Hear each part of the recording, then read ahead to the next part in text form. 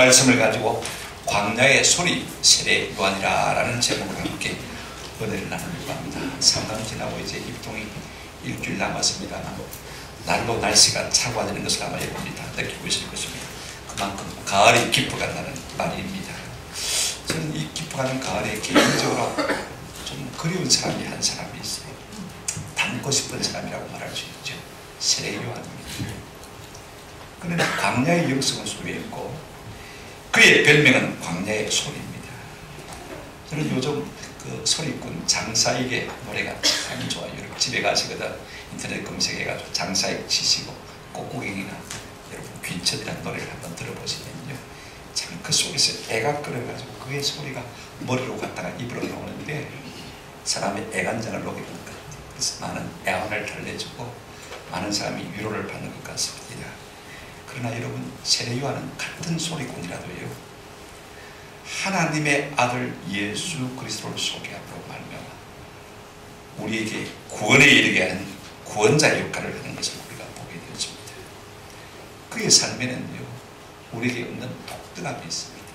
그의 말도 우리가 많이 다른 것을 느낄 수 있고 그의 사명도 얼마나 선명한지. 그는 광야에서 살았고 낙타트롯을 입고 광야에서 메뚜기와 야생불 석청을 먹었고, 그런가 하면 그의 목소리는 오직 예수만 드러내고 있고 뿐만 아니라 그 사명을 향해서 올곧게 나가는 이 세례 요한의 모습을 우리가 오늘 본문을 통해서 보게 되었습니다. 뭐 세상적으로 말하면 세련된 것은 전혀 없어요. 거칠고 투박하고 아주 단순하고 강직한 사람입니다. 그러나 이것은 현대인에게는 잘 없는 모습 아닙니까? 그런 그를 향해서 우리 예수님은 누가복음 7장 28절에서 이렇게 말씀했습니다. 내가 너희에게 말하노니 여자가 낳은 자 중에 요한보다 큰 자가 없도다. 브락 오바마 대통령 같이 인기적인 인물을 보고 하나님께서 여자가 낳은 자 중에 참 큰 자다 이렇게 말하면 우리가 수긍이 가겠는데, 저 광야에서 말입니다, 야만인처럼 묻고 살고 외치는 이 요한을 가리켜서 우리 주님께서 여자가 낳은 자 중에 가장 크다. 뭔가 특별한 점이 있지 않겠습니까? 오늘 우리가 이 세례 요한을 좀 살펴보면서 좀 도전을 받았으면 참 좋겠어요. 오늘날 도처에 참 소리가 얼마나 많습니까? 오늘 다 배울 만큼 배운 사람들입니다. 다 말과 글로 자기 소리를 끊임없이 외쳐내고 있는 것을 볼 수가 있습니다. 그런데 여러분 외치는 자는 참 많습니다만은요, 사실 그 마음을 돌이키고 죽기로 돌아오는 자는 그렇게 많지가 않습니다. 오늘 주변에 여러 가지 인문학적인 이야기로 말미암아서 우리의 마음의 변죽을 울리는 사람은 있지만은요, 우리의 심령을 울리고 흔들고 지축을 얻는 사람은 없는 것을 볼 수가 있습니다. 왜 그럴까요? 우리의 삶에 광야의 영성이 없기 때문에 그렇습니다. 세례 요한과 같은 광야의 삶이 없기 때문에 그래요. 여러분 모세도 예수님도 사도 바울도 다 이 광야 학교를 거친 사람들입니다. 그러므로 우리가 이 세상을 살면서 적어도 우리 주변에 좀 울림을 주는 삶을 살려면요, 우리의 말 한마디가 좀 권세가 있고 힘 있는 사람이 되려면 먼저 세례 요한과 같은 광야의 영성이 절대적으로 필요한 것입니다. 저는 우리 온 교회가 제 자신부터 말입니다, 세례 요한처럼 이 광야의 삶과 영성을 가지고 우리 주변에 우리 동시대를 살아가는 사람들에게 그 심령의 울림을 주고 사람들의 마음을 사로잡아 죽게 복종시켜 주는 그런 권세와 능력이 우리 가운데 있는 삶이 되었으면 참 좋겠습니다. 먼저 첫째로 우리가 생각해 볼 것은 세례 요한은 어떤 사람인지 좀 살펴보겠는데요, 세례 요한의 삶을 좀 살펴보십시다. 의식주가 어땠는지 좀 살펴보십시다. 세례 요한은요, 당시에 어렵고 경건하지만 아주 노령이 아비아 반열의 제사장인 사가랴와 엘리사세 부부 사이에서 전적으로 하나님의 은혜로 태어난 아들입니다. 마치 비유한다면요, 아브라함에게 있어서 이삭과 같은 아들일 것입니다. 얼마나 귀한 아들입니까? 늙어서 아들 하나 남았어요. 눈에 넣어도 아프지 않은 아들인 것입니다. 그러나 이 엘리사벳 사가랴 부부는요, 그 귀한 아들을 자기들만의 위안으로 삼지 아니하 하나님의 뜻을 따라서 하나님께서 정하신 목적을 따라서 예수 그리스도 오심을 준비하는 아들로 사랑하는 모습을 볼 수 있습니다. 그 사명을 위해서 아들을 바쳤습니다. 마치 한나가 기도해서 아들 사무엘을 얻고 그 사무엘을 하나님 앞에 온전히 드렸듯이 말입니다. 이 세례 요한을 아버지가 부모가 그렇게 드렸단 말입니다. 그래서 어릴 때부터 유대 광야에서 살았어요. 그래서 광야의 사람이 된 것입니다. 여러분, 광야가 어떤 곳일까요? 아무것도 없는 곳이 광야다 이렇게 표현해도 아마 틀린 표현이 아닐 것 같아요. 여러분, 돌, 바위, 모래밖에 없는 황량한 사막 아닙니까? 사람이 생존하는데 필요한 것은 거의 존재하지 않는 곳입니다. 그러나 여러분, 광야는 아무것도 없는 곳이기에 한번 더 합시다. 하나님으로 충만한 곳입니다. 그래서 이스라엘 사람들은요, 이 광야를 미드바라고 그랬습니다. 여러분, 미드바라는 말은 두 개의 단어가 합성된 단어입니다. 미드라는 말은요, 어떤 장소를 가리키는 접두사이고, 드바라는 말은 다바라는 말인데 말씀이라는 뜻입니다. 말씀의 곳, 말씀의 장소. 그러니까 한번 합시다. 말씀이 있는 곳. 아무것도 없지만은 하나님의 말씀이 있는 곳이 광야인 것입니다. 사람은요, 뜻으로만 사는 것이 아닙니다. 오늘 우리 10년 가운데 하나님의 말씀이 있으면요, 강건하고 지축을 누리는 사람이 될 줄로 믿습니다. 그가 어디에 살고 있습니까? 1절 보십시오. 그때 세례요한이 이르러 유대 광야에서 전파에 말하되, 광야에 살고 있는 모습을 볼 수가 있습니다. 어떻게 살았을까요? 초막이나 분막을 짓고 살았는지 아니면 자연동굴에 살았을지도 모르겠습니다. 얼마나 환경이 열악합니까? 그러나 여러분, 우리의 속사람이 하나님의 은혜로 말미암아 강건해지면요, 우리가 어디에 살았냐 중요한 것 같습니다. 얼마나 안락한 삶이냐, 얼마나 불편한 삶이냐, 그 문제되지 않습니다.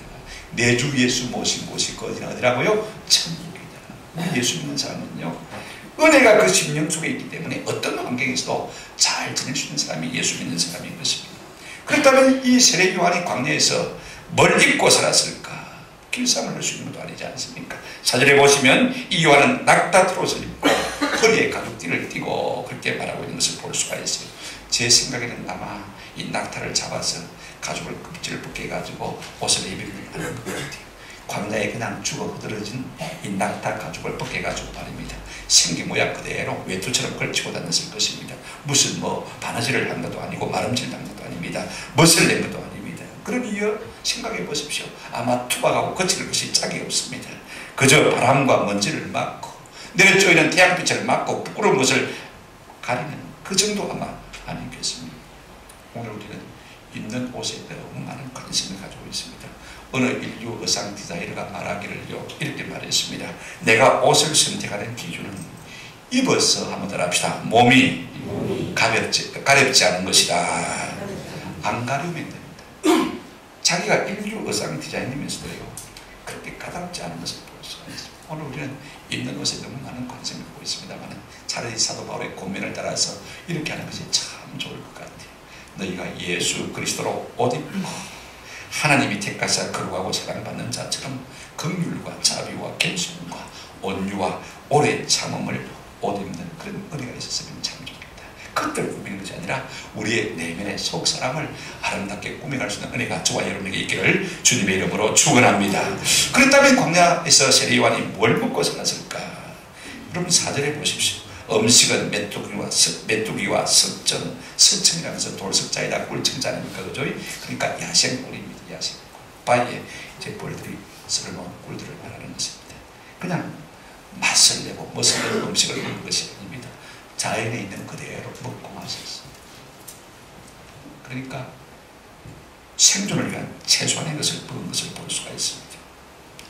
입는 것도 그렇더니 여러분, 먹고 마시는 것도 똑같이 단순하고 투박합니다. 오늘 우리는 먹는 것에 너무 관심이 많은 것 같아요. 요즘 TV에 보면 예능 프로그램에요, 이 요리에 대한 프로가 얼마나 많은지 도배를 해놨어요. 오늘 우리는 휴대폰 스마트폰 들고 제일 많이 검색하는 게 뭡니까? 맛집 검색하는 맛집. 그죠? 어디가 좋게 맛있는가. 저는 우리 모두가 이 마지막 때를 살아가면서 예수님의 말씀을 좀 듣겠으면 좋겠습니다. 마태복음 4장 4절입니다. 기록되었으되 사람이 무엇으로만 살 것이 아니요 떡으로만 살 것이니 하나님의 입으로부터 나오는 모든 말씀을 여러분 해석할 때 이렇게 해석하시면 은혜가 될 것 같아요.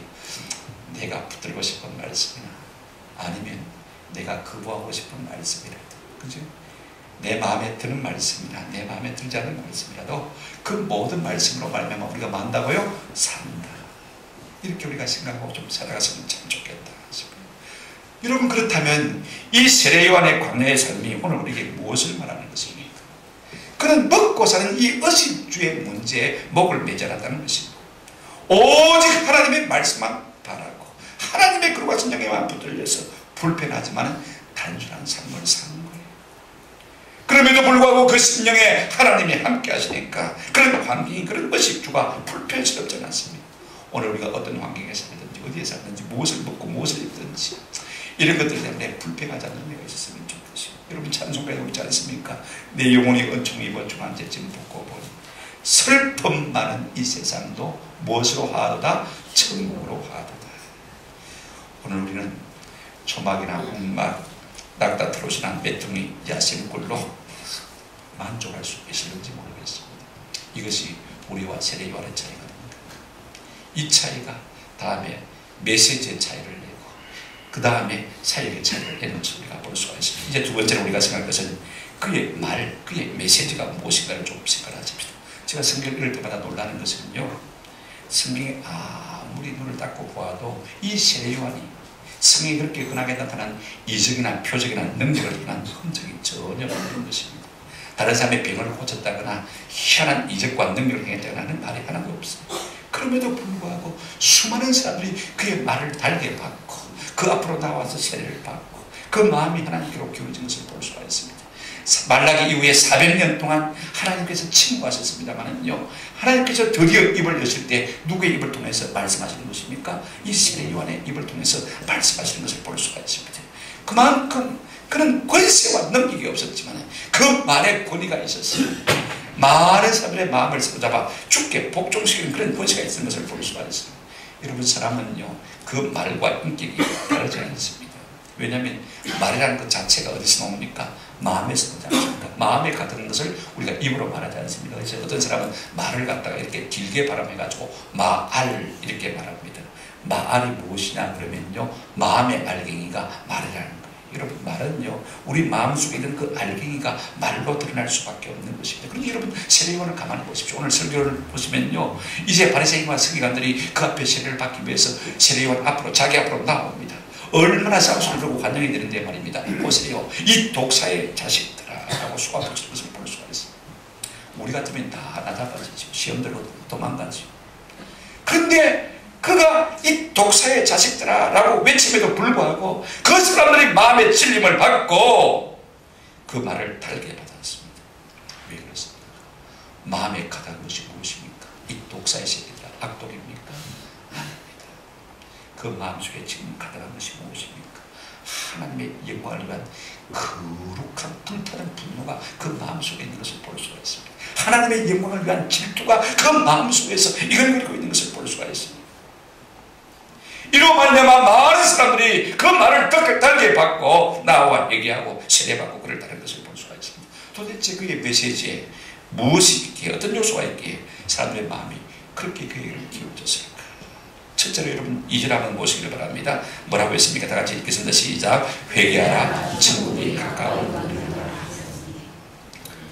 여러분, 사람은요 자기의 잘못을 들추어내고 까발리고 고치라고 그 큰 소리로 공개적으로 말하는 사람을 좋아할 사람이 아무도 없습니다. 제가 맨날 회개하라고 고쳐하면 들리는 여러분들이 견뎌내겠습니까? 그렇죠? 아무도 본능적으로 좋아할 사람은 없어요. 부모 자식 간에도 마찬가지예요. 부모가 자식 보고 야야 이거 고치라 그러면요 그냥 짜증을 내요. 목사가 당연히 그렇게 설교해야 되지만은요 아마 다 싫을 거예요. 그럼에도 불구하고 오늘 요한의 메시지를 보십시오. 회개하라, 천국이 가까웠다. 이런 사람의 죄악을 기정사실로 두고 외치는 메시지 아닙니까? 그러니 분명 사람의 중심의 말은 아닌 것입니다. 오늘 하나님께서 우리에게 오셔서 우리에게 말씀하시기를 원하신다면 맨 먼저 무슨 말씀을 하시기를 원하실까요? 아마 세례 요한과 같은 말씀 하실 거예요. 회개해라. 천국이 가까워. 회개하라. 그 말씀 아니겠습니까? 그래야만 하나님께서 우리를 가까이 하시고 우리에게 복을 주시고 우리의 마음 가운데 하나님의 나라가 임할 수 있기 때문에 하나님께서는 더 좋은 것을 주시고 네가 돌이키라, 회개하라 말씀하고 있는 것을 볼 수가 있습니다. 오늘 우리의 삶이 왜 기쁨이 없습니까?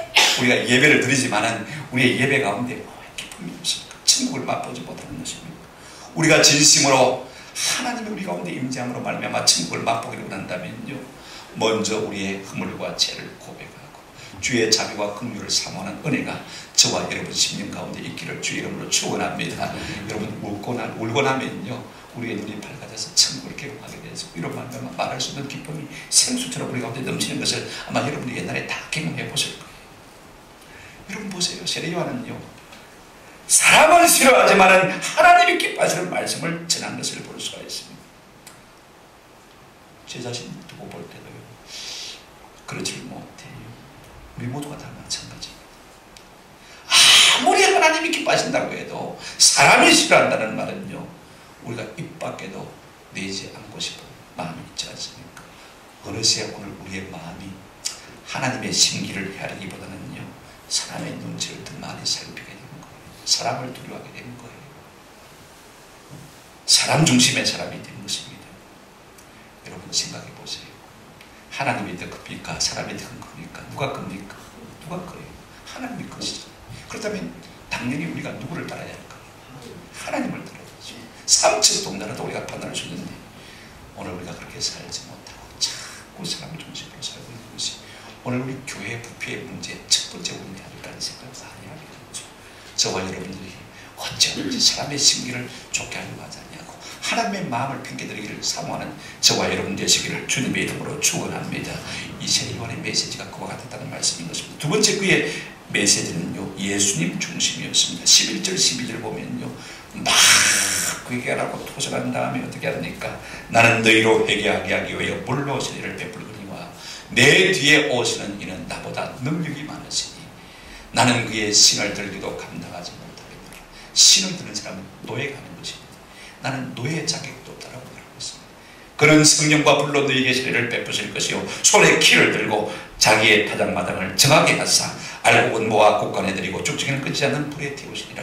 농사를 지고 모두는 아마 이 장면을 아마 쉽게 연상할 수 있을 것입니다. 여러분 타작을 하고 난 다음에 청이에 키에다가 곡식을 담아가지고 어떻게 합니까? 바람을 일으키면요 쭉쭉이는 멀리 날아가고 알곡만 남지 않습니까? 이게 심판인 것입니다. 알곡은 뭐고 쭉쭉이는 내보내는 것, 불에 태우는 것, 이게 심판 아닙니까?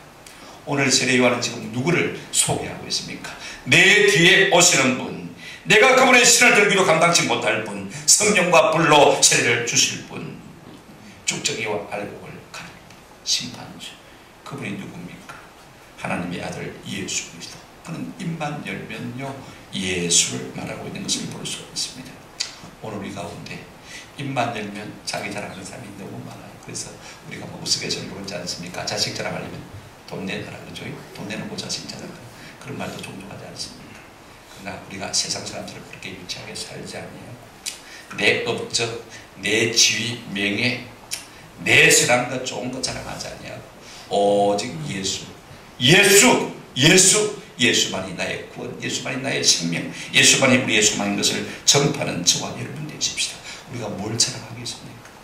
내 속에 있는 생명이신 예수 그리스도를 날마다 전파하고 자랑하는 그런 은혜가 있으면 좋겠습니다. 그런가 하면 그의 말은요 자기 부정의 메시지였습니다. 보십시오. 요한복음 1장 19절부터 23절 보면요 이 요한의 메시지를 듣고 많은 사람들의 마음이 거기로 기울어졌어요. 이야 메시아 예수 그리스도가 오면 꼭 그와 같을 것이라고 생각합니다. 그래서 사람을 보내서 물었어요. 당신이 그리스도요? 당신의 삶을 보고 말을 들어보니까 아무래도 당신은 우리와 다른 것이 있습니다. 틀림없이 하나님의 아들 예수 그리스도 메시아 같습니다. 당신이 메시아거든 우리에게 시원하게 밝혀주십시오. 말해주십시오 하고 구했습니다. 그때 여러분 세례요한의 한 말이 무엇인지 아십니까? 한번 따라합시다. 나는 그리스도가 아닙니다. 나는 그리스도가 아닙니다. 딱 잘라서 부정했어. 인기가 한참 올라갈 무렵이니까 얼마든지 은근슬쩍 그리스도인 양 할 수 있음에도 불구하고 나는 그리스도가 아니라고 철저하게 부정하는 모습을 볼 수가 있어. 우리도 입만 열면 다른 사람 이야기를 참 많이 합니다. 그들을 높이고 세우기 위해서 그들을 자꾸 이야기하는 것입니까? 결단하고 그런 사람이 그 같아요. 오히려 그들을 씹어서 안주로 삼아가지고 말입니다. 그죠? 은근슬쩍 나를 좀 더 돋보이게 하기 위해서 남을 씹을 때가 참 많이 있습니다. 저도 설교하면서요 은근슬쩍 좀 더 크게 보이고 싶은 나의 있는 본래 모습보다도 좀 더 실력 있는 사람으로, 그죠? 좀 더 경건한 사람으로 보이고 싶은 유혹을 많이 받습니다. 아마 그것 때문에 여러분 가운데 시험에 든 사람이 있을지도 모르겠습니다. 아이들 같으면 아마 자화자찬 이렇게 받았을 것 같아요. 생각하면 참 어리석은 일이죠. 무슨 의미가 있는 일입니까? 아무 의미가 없는 일을 우리가 어리석기 때문에 이렇게 한 것을 볼 수가 있습니다. 그러나 여러분 세례요한은요 뱃속까지 예수 그리스도로 충만한 성령의 사람이었습니다. 자신도 다른 사람들도 크게 보지 아니하고 오직 하나님만 크게 본 사람입니다. 이로 말미암아 짧은 시간을 살았지만 긴 이혼을 남겼고, 우리 주님께서 말씀하시기를 여자가 낳은 자 중에 이보다 더 큰 자가 있다 없다? 없다. 주님의 인정을 전적으로 받은 사람이에요. 여러분, 세상에서 위대한 일을 했다고 해서, 큰 일이라고 해서 하나님 앞에 인정받는 것 아닙니다. 저 유대 광야 백촌의 말입니다. 아무런 이름 없는 참 거지같이 살아가는 사람이지만 우리 주님께서 세례요한을 가리켜서 뭐라고 했습니까? 여자가 낳은 자 중에 가장 크다. 왜? 당신의 이름만 존귀케 하는, 우리 하나님은요, 당신의 이름을 존귀케 하는 자를 반드시 존귀케 하시고 하늘의 별과 같이 빛나게 해 주실 줄로 믿습니다. 저는요, 저 몽구의 이용규 선교사님, 그분이 서울대를 나오고 하버드를 나오고 박사입니다. 미국에서 얼마든지 교수 생활할 수 있음에도 불구하고 그 높은 지휘병에 다 내려놓고 아무도 알지 못하는 저 몽골에 가서 선교를 했어. 하나님께서 그가 스스로 낮추니 하나님께서 드러내어서 그들을 뽑히십니다. 여러분 집에 가면 이용규 선교사님의 책에 한 것도 아마 없는 사람은 없을 거예요. 내려놓기 더 내려놓기, 그죠? 다 아마 읽으시고 은혜를 받았을 거예요. 우리 온천교회 안용훈 목사님도 그래요. 서울대 나온 분인데 저분이요, 저 진주 문산 벽촌에 가서 7년 동안 전국에서 목회했어요. 온천교회 목사 자리가 비었을 때 우리 사익동교회 정판성 목사님 그 당시에 당회장이었습니다만 이승구 목사님 저하고 다 안용훈 목사님 추천했어요. 서울대 나온 사람이 저 시골 벽촌에 가는데 얼마나 귀해요. 온천교회도 아무것도 않고 다 안녕을 했어요. 여러분, 우리가 스스로 낮추면요, 주의 은혜가 우리 가운데 올 때 우리가 떠오르는 존귀케 되는 놀라운 역사가 나타나게 될 줄로 믿습니다. 그런 것이 없으니까 자꾸 우리만 힘든 거예요. 세 번째로, 우리가 세례요한의 삶과 말을 통해서 그가 이루고자 하는 일이 무엇인지 좀 살펴보았으면 좋겠습니다. 그의 사명이 무엇입니까? 무엇 때문에 그가 이 땅에 온 것입니까? 무엇을 위해서 그가 살아야 되는 것입니까? 누가복음에는 세례요한의 출생에 대한 이야기가 비교적 많이 상세하게 기록되어 있습니다. 이제 세례요한이 태어났을 때 그의 아버지 사가랴가요, 노래하며 예언했습니다. 이렇게 말했습니다. 누가복음 1장 76절부터 보시면요, 이 아이여, 내가 지극히 높으신 예 선지자라 일컬음을 받고 주 앞에 앞서가서 그 길을 준비하여, 그 다음에 같이 읽으십니다. 시작. 주의 백성에게 그 죄사함으로 말미암는 구원을 알게 하니 이는 우리 하나님의 긍휼로 인함이라. 무슨 말씀입니까? 주의 선지자로 주의 앞서가서 주의 길을 예배하는, 그래서 사람들의 마음을 주께로 인도하여 구원하는 그와 같은 사명을 가지고 태어났다고 말하고 있는 것을 볼 수가 있습니다. 여러분 보십시오. 그는 기능면에서 사실은 소리에 불과한 존재였습니다. 보십시오. 3절에 보시면요, 그는 선자 이사야를 통해 말씀하신 자라. 광야에 외치는 자의 소리가 있어 이르되 너는 주의 길을 예배하라. 그가 오실 길을 곱게 하라 하였느니라 라고 말하고 있습니다. 이 세례요한은요, 예수 그리스도에 뭐로 왔다고요? 전령으로, 소리로 왔다고 했습니다. 여러분, 소리라는 것은요, 사실은 있다가 없어지는 게 소리예요. 사람의 마음속에 파장을 일으켜놓고는 가버립니다. 그 다음에 남는 것이 뭐예요? 의미만 남잖아요. 뜻만 남잖아요. 자기는 소리에 불과한 것입니다. 의미는 누구예요? 예수 그리스도, 그죠? 예수 그리스도. 자기는 예수 그리스도를 전하는 소리에 불과하다는 사실인 것입니다. 우리가 뭐 전력이라고 하면 군에 갔다 온 사람들은 잘 알 거예요. 그죠? 요즘 뭐 소대장, 중대장, 대대장, 딱가리란 표준말, 사전에도 딱가리란 말이 있어요. 당번이란 말인데요. 딱가리. 제가 사전에 찾아봤어요. 딱가리가 있더라. 참 그런 말도 사전에 다 있나 싶은 생각을 했습니다. 이 참 좋은 표.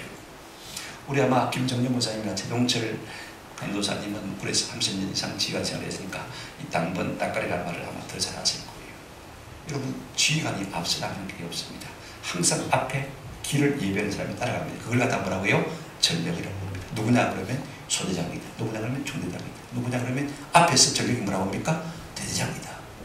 용무는 그러면 순찰. 그러면 잘했다고 격려합니다. 그죠? 자, 여러분, 이게 전력이에요. 오늘 이 세례요한은요, 이 땅에 무엇으로 왔습니까? 예수 그리스도의 길을 예배하는 자로 왔습니다. 이게 한참 뭡니까? 저는 예수님의 영원한 따까리가 됐으면 참 좋겠다 생각해요.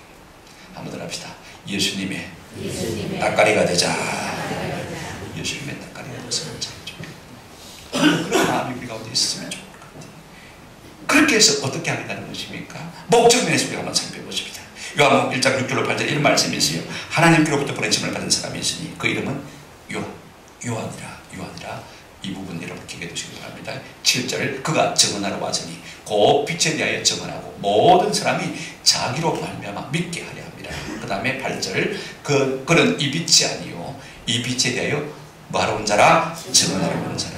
근데 목적이 분명하게 나와 있습니다. 하나님의 보내심을 받은 사람이 요한인데 7절에 그가 증언하러 왔는데 무엇을 증언하기 위해냐면 곧 빛에 대하여 증언하고 모든 사람이 자기로 말미암아 무엇을 얻게 하고 믿음을 갖게 하고 구원을 얻게 하기 위해서 이 땅에 왔다라고 말하고 있는 것을 볼 수가 있습니다. 여러분 6절에 한번 돌려주시기 바랍니다. 6절 7절 우리가 한번 같이 읽겠는데 이 요한이라는 이름 속에 자기 이름을 넣어서 한번 읽도록 하겠습니다. 시작. 하나님께로부터 보내심을 받은 사람이 있으니 그의 이름은 언니리라. 7절 내가 이게 1인칭 시작. 내가 증언하러 왔으니 곧 빛에 대하여 증언하고 모든 사람이 나로 말미암아 믿게 하리라. 우리가 하나님 앞에 보내심을 받은 사람들이었습니다. 어떤 목적을 가지고 있냐면 우리로 말미암아 모든 사람을 하여금 뭐하게 하기 위해서요? 믿게 하기 위해서. 누구를요? 예수 그리스도 구주로 믿어 구원에 이르도록 하기 위해서 우리가 보내심을 받은 것입니다. 이걸 우리가 아시죠? 세례요한만 그렇게 보내심을 받은 거예요. 우리가 12월 29일 종전전도주일 발표되고 있습니다만은요, 저는 그렇게 했으면 좋겠어요. 우리로 말미암아 삶으로 믿게 하는 이 일로 말미암아 우리가 이 세상 가운데를 좀 나아갔으면 참 좋겠다 싶습니다. 그러면 그런 목적 면에서 어떤 분명한 목적을 가지고 있냐면요, 요한의 사명에 대해서 이사야 선지자만 예언한 것이 아닙니다. 마지막 선지자인 말라기도 예언을 했습니다. 보십시오. 말라기 4장 5절 6절에 보면 이런 말씀이 있습니다. 보라 내 여호와의 크고 두려운 날이 이르기 전에 내가 선지자 누구를 보내리니? 엘리야를 너에게 보내리니. 6절 말씀 같이 읽으십시다. 시작. 그가 아버지의 마음을 자녀에게로 돌이키게 하리라. 자녀들의 마음을 그들의 아버지에게로 돌이키게 하리라. 돌이키지 않으면 두려운데 내가 와서 저주로 그 땅을 칠까 하노라 하시니라 그랬습니다. 보세요. 엘리야가 누굽니까? 마태복음 11장 14절 보시면 우리 예수님께서 만일 너희가 절개받을 텐데 오리라 한 이 엘리야가 곧 누구라요? 이 사람 세례 요한이라 말하고 있는 것을 볼 수가 있습니다. 그렇다면 무엇을 위해서 왔습니까? 아버지의 마음을 자녀에게로 돌이키게 하고 자녀의 마음을 아버지에게로 돌이키게 하기 위해서. 여러분 엄마와 딸은요 영원한 사랑입니다. 그러니까 아버님과 아버지와 아들은요 이 관계가 참 묘해요. 어떤 애는 재앙것 같기도 하고 어떤 애는 앙수 같기도 하고 그죠? 참 묘해요. 보십시오. 세례요한의 목적이 무엇입니까? 아버지의 마음을 누구에게로요? 자녀에게로, 우리 계획을 돌이키게 하고 우리의 마음을 누구에게로요? 아버지에게로, 하나님께로 돌이키게 하고 이 일을 위해서 세례요한이 왔다는 것입니다.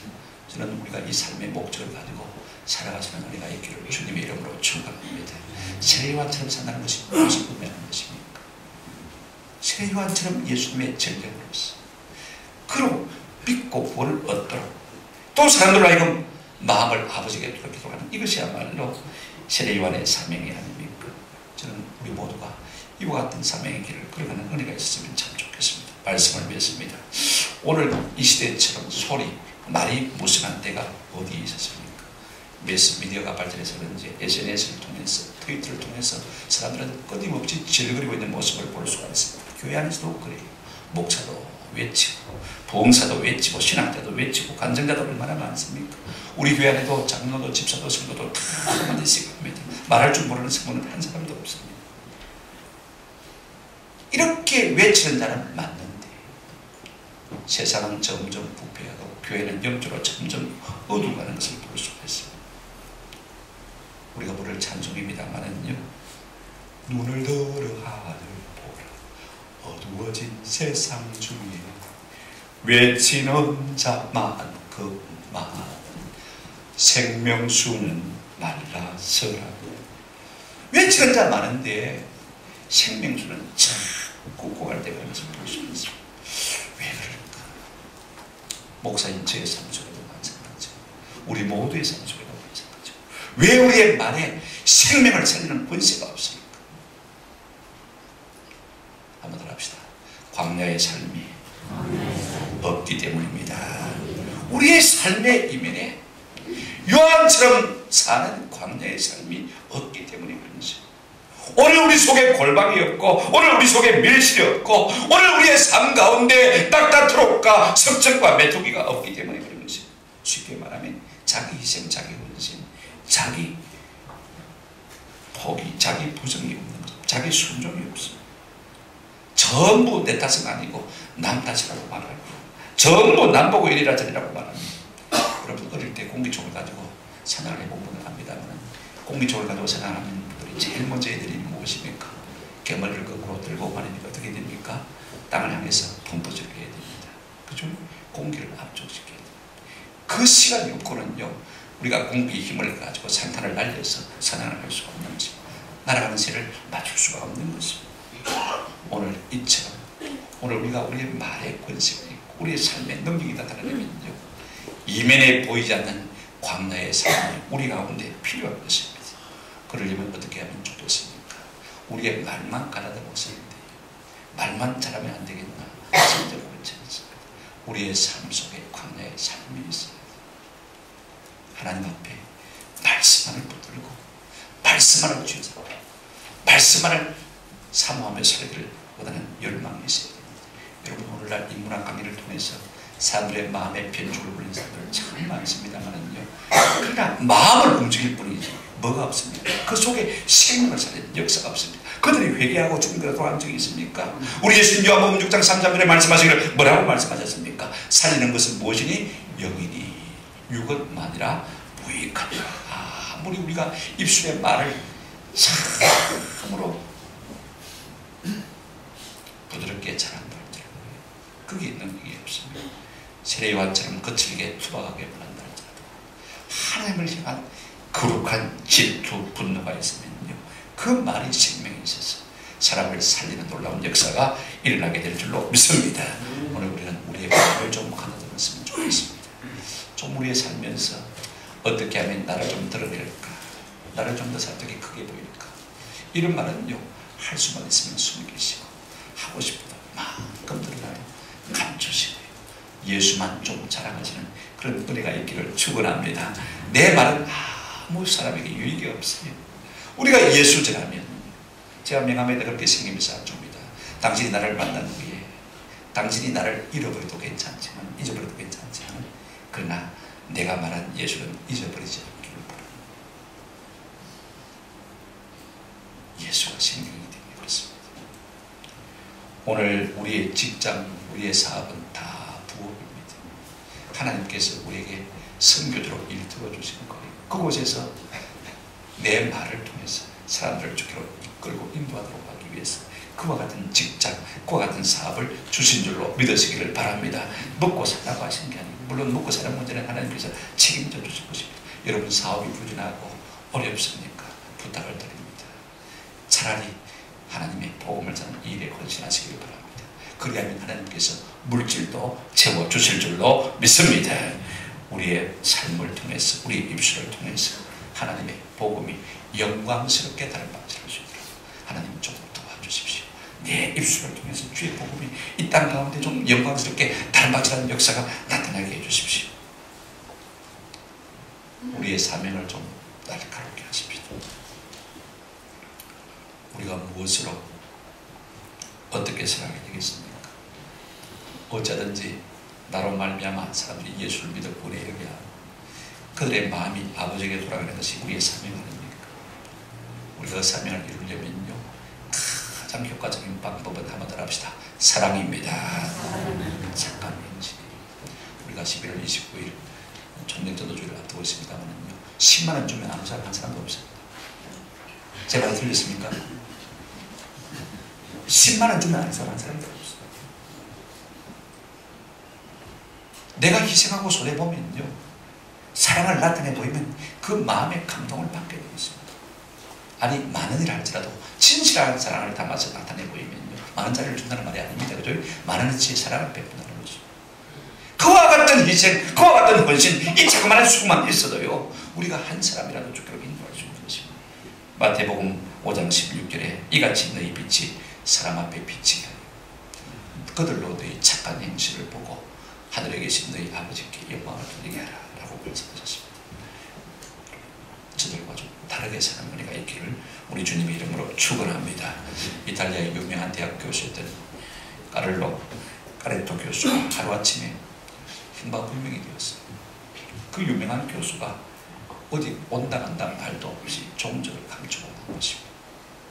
오랜 시간이 흐른 후에 이 교수가 편지를 지인에게 보내왔습니다. 그때 세 사람들이 이 교수가 어디로 갔는지 알게 되었어요. 사하라 사막 한가운데 가 있습니다. 그의 편지 가운데 글귀를 하나 소개합니다. 그대가 만약 사막에 갈 수 없다면 그대의 생활 가운데 사막을 만들어야 한다. 여러분, 광야, 아무도 없는 곳, 그래서 누구만 계신 곳? 하나님 계신 곳을 우리의 삶 속에 채워나가고 만들어갈 때 우리의 삶의 능력이 나타나게 될 줄로 믿습니다. 그럴 때 사람들이 우리의 말을 듣고, 우리의 거칠고 투박한 말이지만은 그 말을 들은 사람들이 형제여 우리가 어찌 않고 동의하며 자동하고 사람들의 마음이 주께로 기울어지는 역사가 일어날 줄로 믿습니다. 저도 그렇게 살아보려고 애를 많이 써요. 오늘 이 같은 은혜가 우리 가운데 있기를 주님의 이름으로 축원합니다. 아멘.